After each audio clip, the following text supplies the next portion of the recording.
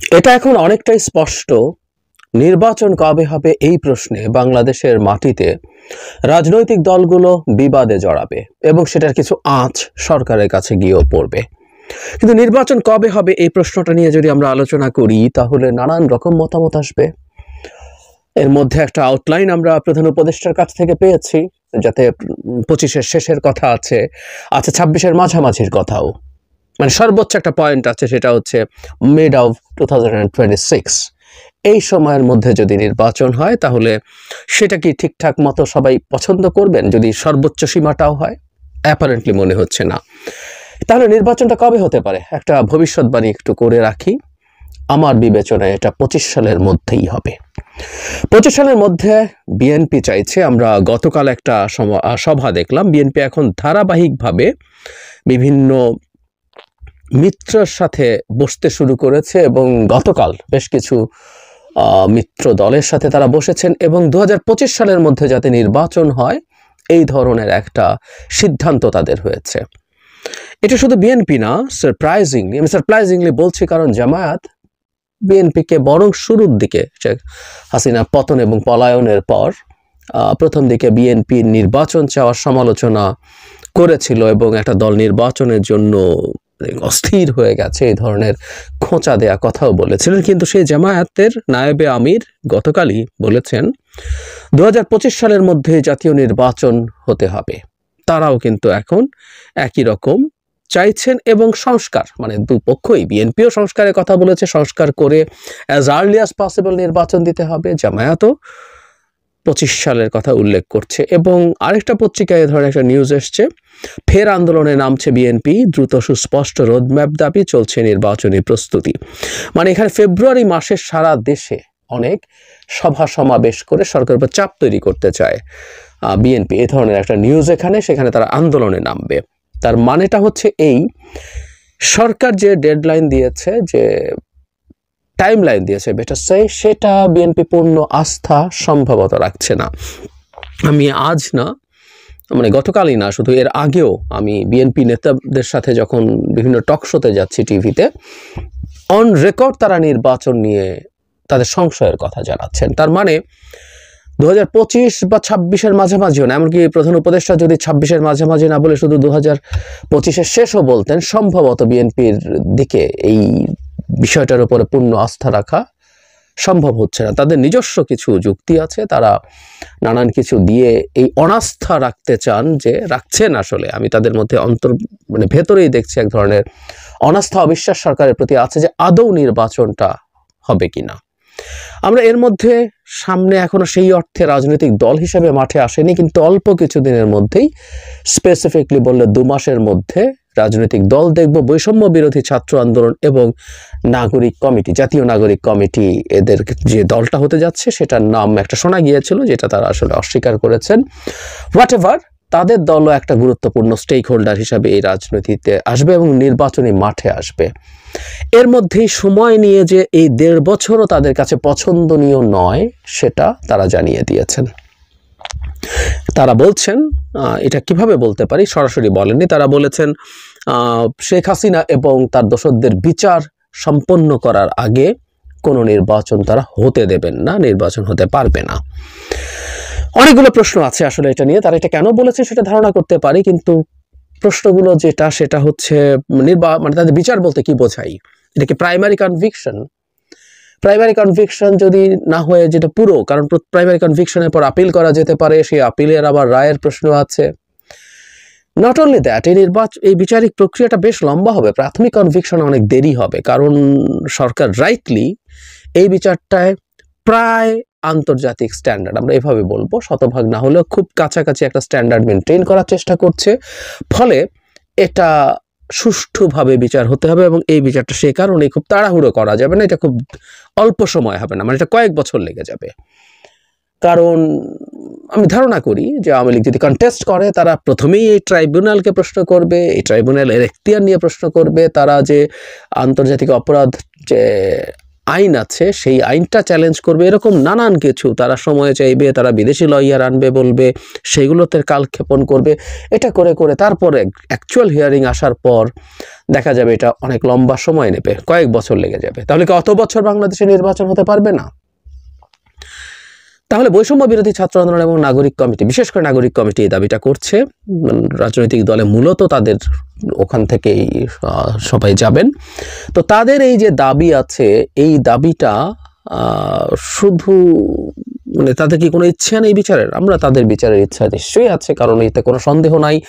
July August যে গণ অভ্যুত্থান হলো তাতে সবার সামনে দাঁড়িয়ে সবচেয়ে বেশি ঝুঁকি যারা নিয়েছেন তাদের মধ্যে তারা আছেন, কিন্তু শুধু তারাই নিয়েছেন তা না, আই রিপিট, অনেকবার বলেছি। এর মধ্যে রাজনৈতিক দলগুলোর ছাত্র সংগঠন, প্রধান সংগঠন, সাধারণ মানুষ সবাই ছিলেন, কিন্তু তারাও ছিলেন, তারা সামনে ছিলেন, তাদের ঝুঁকে ছিল। সুতরাং তারা নিশ্চিতভাবেই আন্তরিকভাবেই শেখ হাসিনা এবং তাদের দোসরদের বিচার চান, কিন্তু একই সাথে তারা যেহেতু এখন রাজনীতির মাঠে আছেন, তাদের এটা দিয়ে সময় পাওয়া এটাও হতে পারে। They are trying to buy some time. কারণ হলো তাদের দল যদি তৈরি করেন আজ থেকে 2 মাস পরে, তাহলে দেখা যাবে 25-এ যদি নির্বাচন হয়, এমনকি 26-এও যদি হয়, তাদের হাতে খুব বেশি সময় থাকে না। তো এটা যদি কয়েক বছর হয় তারা সুবিধা পেতে পারেন, এই বিবেচনা তাদের থাকতেও পারে। ফলে তাদের সাথেও একটা সংঘাতের জায়গা আমরা দেখব সামনে। আমরা ধারণা করি যে সংঘাত ইভেন অনেক খারাপ কিছু ঘটিয়ে দিতে পারে বলে কারো কারো অনুমান আছে। অলরেডি এটা নিয়ে এক ধরনের রিপোর্ট করা হয়েছে। আমরা দেখেছি যে এটা আবারও একটা 1/11 আসছে কিনা এই ধরনের পূর্বাভাসের কথা বলছেন। একটা পত্রিকাতে দেখলাম, আমি রিপোর্টটা পড়ে দেখেছি, খুব বেশি সাবস্ট্যান্স আছে তা না, কিন্তু এর মধ্যে এইটাকেও আনা হয়েছে। হ্যাঁ, একটা সংঘাতময় পরিস্থিতি আছে, কিন্তু বাংলাদেশে বিদ্যমান অবস্থায় একটা সামরিক শাসন 1/11 আসলে আমরা যতই তত্ত্বাবধায়ক সরকার বলি, ওটা একটা সামরিক শাসন জারি হয়েছিল, তার একটা সিভিলিয়ান ফেস ছিল। তো সেই ফরম্যাটেরও কিছু হওয়া খুব সহজ বলে আমার মনে হয় না। যদিও সেই চেষ্টা আছে, সেই চেষ্টা থাকতেই পারে, সেই চেষ্টা থাকা অসম্ভবের কিছু না। কারণ ডক্টর ইউনূসের সরকার ভারত যা চাইছে সেভাবে চলছে না। সো একটা নির্বাচিত সরকারও যদি আসে বাংলাদেশে, সেই সরকারও আসলে ভারতের খুব তাবেদার হয়ে চলার মতো অবস্থা হবে না, ইচ্ছা থাকলেও পারবে না। যদি তাকে আবার নির্বাচন করতে হয়, শেখ হাসিনার মতো ভোট চুরি করে থাকলে সেটা অন্য কথা, কিন্তু আবার নির্বাচন করতে হলে তাকে ভারতের সাথে আত্মসম্মান বোধ নিয়ে মাথা উঁচু করে দাঁড়িয়ে সম্পর্ক রক্ষা করতে হবে। ফলে ভারতের জন্য এটা এক ধরনের একটা ভালো অপশন হতে পারে, 1/11 মতো একটা টেক ওভার। কিন্তু এটার মধ্যে আসার কথা ভাবা আমার মনে হয় না সহজ হবে, এবং যে কারণে সহজ হবে না, সে কারণেই আসলে নির্বাচনটা 2025 সালে হয়ে যাবে বলে আমি মনে করি। কারণটা হচ্ছে অর্থনীতি। আমরা হয়তো খেয়াল করছি না, আমাদের চারদিকে নানান ডামাডোল আছে। এই ডামাডোলের মধ্যে আমরা হয়তো খেয়াল করছি না যে অর্থনীতির বেশ ডাউনওয়ার্ড ট্রেন্ড আছে, সিরিয়াস, এবং এটা খুব ফাস্ট। এটা খুব স্লোলি হচ্ছে তা না। আমি অর্থনীতির এই সাম্প্রতিক সময়ের যেসব শঙ্কা জাগানো ইন্ডিকেটার্স আছে, সেগুলোর ইমপ্লিকেশন কি, সেগুলো নিয়ে কথা বলবো, খুব দ্রুতই বলবো। কিন্তু এটুকু বলছি যে অর্থনীতি ভালো দিকে যাচ্ছে না। অর্থনীতি ভালো দিকে যাচ্ছে না আমি বহুবার বলেছি, এবং আমি অনেক আগে বাংলাদেশ যে একটা স্ট্যাগফ্লেশনে ঢুকে গেছে এটা 2022 সালেই বলছিলাম, এবং সেটা পারসিস্ট করছে। মানে একটা স্ট্যাগন্যান্ট ইকোনমি, যেখানে অর্থনীতি গ্রো করছে না। আবার গ্রো না করা অর্থনীতিতে সাধারণত ইনফ্লেশন কম থাকে, কিন্তু এখানে আবার এই সিচুয়েশনে ইনফ্লেশন অনেক হাই থাকে। বা উল্টো যদি বলি যে অর্থনীতি ইনফ্লেশন অনেক হাই, সেই ইকোনমি গ্রো করে অনেক, কিন্তু এই এক বিরল ধরনের সিচুয়েশন যে এখানে দুটো পরস্পর বিরোধী অ্যাপারেন্টলি জিনিস কোএক্সিস্ট করে। এটা 70s 80s ইউরোপে আমেরিকাতে হয়েছিল। সো আমাদের সেই সিচুয়েশন আছে। এই সিচুয়েশনে মানুষের উপার্জন কমে যাবে, কিন্তু একই সাথে দ্রব্যমূল্য অনেক বেড়ে যাবে। এই রকম পরিস্থিতিতে আসলে একটা সোশ্যাল আনরেস্ট তৈরি হবে আর সম্ভাবনা প্রায় শতভাগ। এবং সেই রকম জায়গায় দাঁড়িয়ে আসলে সংস্কার করার যতই আন্তরিক ইচ্ছা থাকুক না কেন সরকারের, সেটাকে এগিয়ে নিয়ে যাওয়া সরকারের জন্য খুব রিস্কি হবে। এবং আমি ধারণা করি সরকার 2025 সালের মধ্যে নির্বাচন দিয়ে বাঁচবে। আমরা এভাবে বলতে পারি যে সরকার আসলে কেউ খুব বেশি বলতে হবে তা না, সরকার নিজেই বাঁচার চেষ্টা করবে। কারণ আমি বহুবার বলেছি, বিশেষ করে ডক্টর ইউনূস, তার সারা জীবনের অর্জন এত বড়, এত বেশি, তিনি বাংলাদেশের এই দায়িত্ব নেওয়া তার জন্য জরুরি ছিল না, বরং আমাদের চাওয়ার ফলে, যেটি তিনি একাধিকবার বলেছেন কিভাবে স্টুডেন্টরা তাকে রীতিমতো চেপে ধরে টেনে নিয়ে এসছে বাংলাদেশে দায়িত্বটা নেওয়ার জন্য, তিনি নিশ্চয়ই চাইবেন না অত্যন্ত বাজে কোনো বদনাম নিয়ে তিনি তার এই বড় শেষ বড় মিশন, এরপর ওনার জীবন চলবে। উনি ইকোনমিস্টের সাথে সাক্ষাৎকারে বলেছেন তিনি তার আগের কাজে ফিরে যাবেন, দ্যাটস ফাইন, কিন্তু আর খুব বড় কোনো চ্যালেঞ্জ উনি আর নেবেন না। ওনার যে বয়স, ওনার সেই বয়স আর পারমিট করবে না। তো শেষ চ্যালেঞ্জ, বড় চ্যালেঞ্জের কথা বলছি, সেটায় তিনি খুব বাজেভাবে হারবেন, খুব বাজে পরিস্থিতি তৈরি করবেন, সেটা উনি এক্সপেক্ট করবেন বলে আমি বিশ্বাস করি না। ফলে ওই কেওসটা অনেক দূর চলে যাওয়া উনি অ্যাফোর্ড করতে পারেন না। উনি সম্ভবত এই কারণেই নির্বাচন দিয়ে দেবেন, এটা আমি যথেষ্টই কনফিডেন্ট এই ব্যাপারে, যদি না কেউ উদ্দেশ্যমূলকভাবে ম্যাসিভ কোনো কেওস করতে নামে। আর অর্থনীতি যদি খুব খারাপের দিকেই যায়, ওই সময় একটা 1-11 ফরম্যাটের একটা মিলিটারি কু, আমি এটাকে কুই বলছি আবারও, বা 1-11 এভাবেও যদি বলি, ঠিক আছে 1-11 যদি ঘটানো, সেই 1-11 মধ্যে থেকে ওই অর্থনীতিতে ঝুঁকি নেওয়া চেষ্টা কেউ করবেন বলে মনে হয় না। কারণ যতই জরুরি অবস্থা থাকুক আর সামরিক শাসন মোটা দাগে থাকুক, মানুষ খারাপ থাকলে ওই জায়গায় ওটা আসলে করে টিকিয়ে রাখা যাবে না।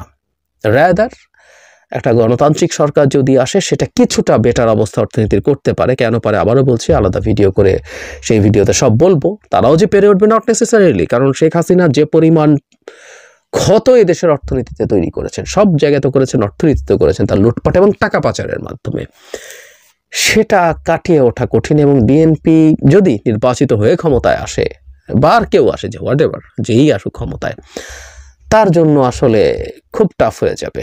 কিন্তু তাদেরকে তো ক্ষমতায় থাকতে হবে, কিন্তু ডক্টর ইউনূসের তো সুযোগ আছে আগেই নির্বাচন দিয়ে ক্ষমতা হস্তান্তর করে দেয়া। সে কারণে আমি মনে করি বিএনপি তার চাপ বজায় রাখবে, সে চাইবে এটা 25-এর বেশি না যাক, নানা ফর্মে আলোচনা বা অন্যদেরকে দিয়ে বলানো, তাদের বোফেন্ট করা, কিন্তু সরকারকে নির্বাচন দিয়ে দিতে হবে 25-এর মধ্যে অর্থনীতির কারণে।